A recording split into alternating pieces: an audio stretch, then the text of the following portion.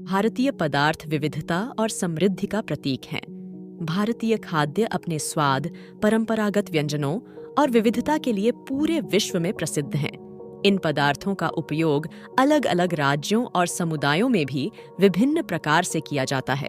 तो आइए और देखते हैं उन पदार्थ का उगम कहाँ पर हुआ है। आज हम असल मराठमोला झुणका भाकरी के बारे में कभी भी सुनी नहीं होगी।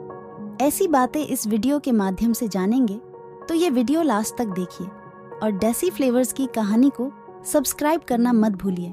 तो चलिए हमारे साथ जुड़कर आप एक नए स्वाद के सफर में खो जाएंगे, क्योंकि खाना एक कहानी है। झुणका भाकर एक शाकाहारी पारंपरिक महाराष्ट्र का पकवान है। झुणका भाकर मराठी लोगों का पसंदीदा खाना है। साथ ही गोवा और उत्तरी कर्नाटक में भी बनाया जाता है।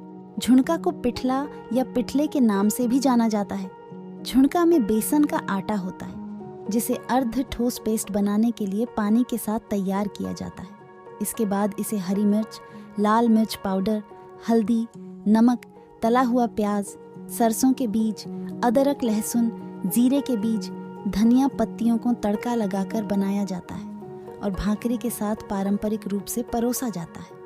इस पकवान को झुणका भाकर के अलावा पिठला भाकरी भी कहा जाता है। भाकर के साथ झुणका को महाराष्ट्र का सर्वोत्कृष्ट किसान का भोजन माना जाता है। इसके साथ हरी मिर्च का खरडा या ठेचा भी लगता है। फाइबर, प्रोटीन, कार्बोहाइड्रेट और पोटेशियम की संतुलित सामग्री के कारण झुणका पिठला भाकर को एक पौष्टिक भोजन माना जाता है। भाकरी बनाने के लिए बाजरा, नाचनी यानी रागी ज्वार, चावल के आटे का उपयोग किया जाता है।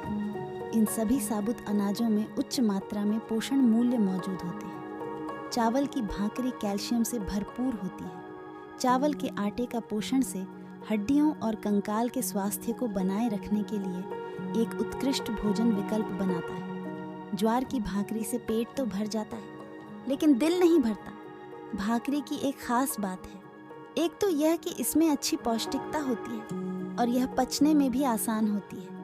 साथ ही इसके लिए अलग से आहार लेने की जरूरत नहीं होती। फाइबर की अच्छी मात्रा होती है। हमारे पूर्वजों ने पीढ़ियों तक झुणका भाकर क्यों खाई और वे लंबे समय तक जीवित क्यों रहे, इसकी पहेली उसकी गुणवत्ता मदद करती है। आज के पिज्जा बर्गर युग में भाकरी का महत्व अधिक महत्वपूर्ण है। गुजरात में बाजरे की भाकरी मिलती है।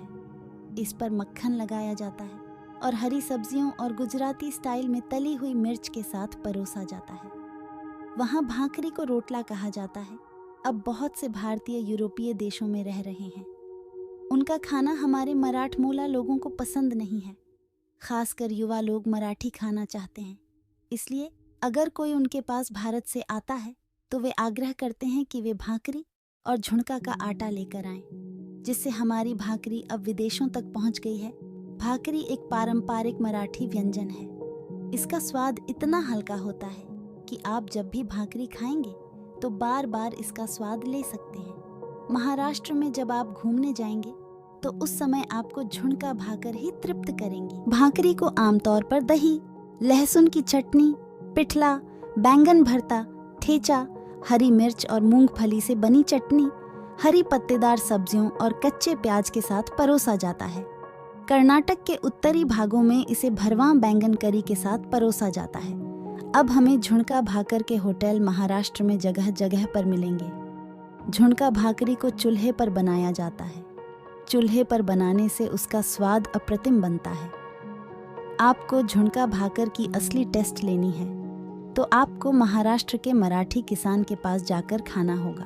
मैं आशा करती हूँ कि आपको ये जानकारी पसंद आई होगी। तो ऐसे ही महत्वपूर्ण जानकारी के लिए मेरे चैनल को ज़रूर सब्सक्राइब और लाइक शेयर करिए।